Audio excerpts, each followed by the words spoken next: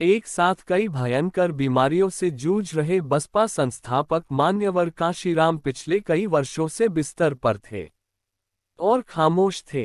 इससे पहले भी ज्यादा बोलना उनकी पहचान कभी नहीं रही।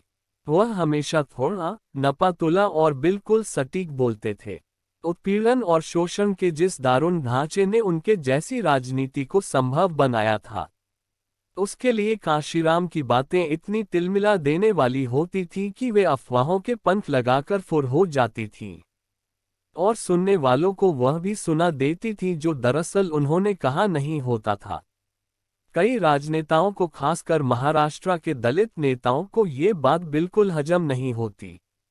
लेकिन सच्चाई यही है कि अपनी सांगठनिक दक्षता, तीखे राजनीतिक कौशल और भारतीय समाज के बारे में ठोस जमीनी समझ के जरिए कांशीराम ने भारत में दलित राजनीति को इतना आगे पहुंचाया जिसके बारे में बाबा साहेब डॉक्टर भीमराव अंबेडकर अपने जीवन के अंतिम दिनों में कल्पना कर पाने तक की स्थिति में नहीं रहे होंगे।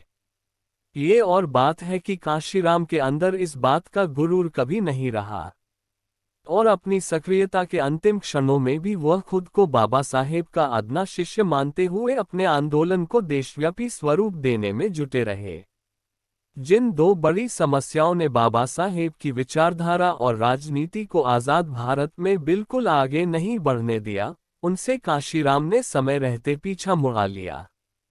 ऐसा करने में डॉक्टर बाबा साहब का अनुभव उनके काम आया।